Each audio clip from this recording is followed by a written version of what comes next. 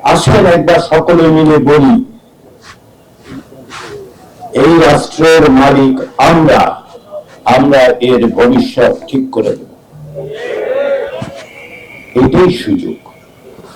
এই সুযোগ প্রতিদিন আসবে না, প্রতিদিন আসলে ভালো।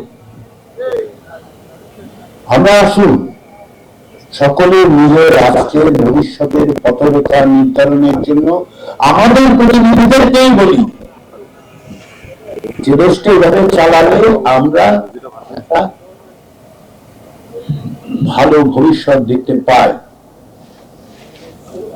প্রতি 5 বছরের প্রতিনিধি বড় হবে অথবা হবে না, একই দল হয়ে যদি, কিন্তু আপনারা জনগণ সংখ্যাগরিষ্ঠ জনগণ যদি চান অবশ্যই থাকতে পারবেন, গণতন্ত্র পারবেন, কিন্তু তাদেরকে ওই 5 বছরের বাইরেও যান ভবিষ্যতের যে রাস্তা, সেই রাস্তাটা আমরা বলে দিই সকলে। অতীতে যে সমস্ত গণভোট হয়েছে, আগে সিদ্ধান্ত হয়েছে, পরে সম্মতি চাওয়া হয়েছে, এইবার আগে সম্মতি চাওয়া হচ্ছে, পরে বাস্তবায়নের ব্যবস্থা করা হচ্ছে। এইটা হচ্ছে পার্থক্য। আগে আপনি, তারপরে আপনার প্রতিনিধি, আপনার ছাড়া আপনার প্রতিনিধি নয়। সেটাই আপনার হাতে, আমার হাতে, বাংলাদেশের 13 কোটি ভোটারের হাতে চাবির মতো করে তুলে দেওয়া হচ্ছে। এই চাবি যারা যেই দরজা খোলার পরে সামনে ভবিষ্যতে আমরা সকলে মিলে দল, মত, ধর্ম, বিশ্বাস সমস্ত কিছুকে নিজেদের মতো করে রেখে সমস্ত ভেদাভেদ করে দিয়ে আমরা এমন এক রাষ্ট্র প্রতিষ্ঠা করি যার প্রতিশ্রুতি আমরা তৈরি করেছিলাম 1977 সালে। সাম্য, মানবিক মর্যাদা এবং সামাজিক ন্যায় বিচার। আসেন আমরা সকলে মিলে সেই চেষ্টায় সামিল হই।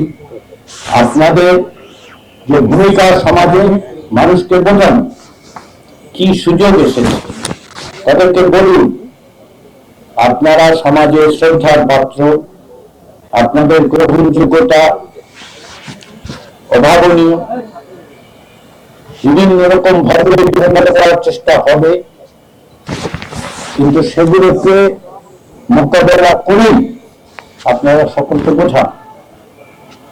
আবারও বলি, আপনাদের রাজনীতিক মতের পার্থক্য থাকবে, বিশ্বাস থাকবে, ভিন্ন ভিন্ন দল থাকবে, সেটার জন্য জাতীয় সংসদ নির্বাচনের ব্যালট সেটা সাধারণ। আর গোলাপি ব্যালটটা হচ্ছে আসলে সকলের ব্যক্তি রায় দিন দেশ কিভাবে চলবে।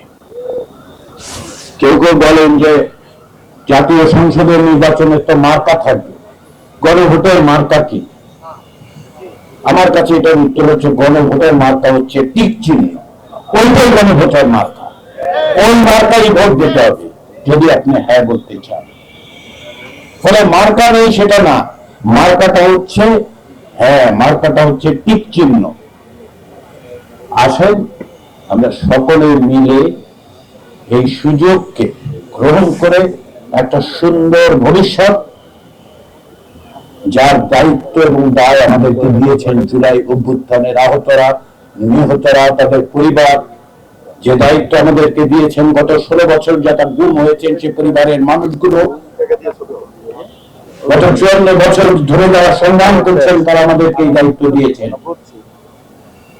আমরা কত সৌভাগ্যবান, শুধু বেঁচে আছি বলে নয়, এই কারণে যে এই দায়িত্ব পালনের সুযোগ আমরা পেয়েছি।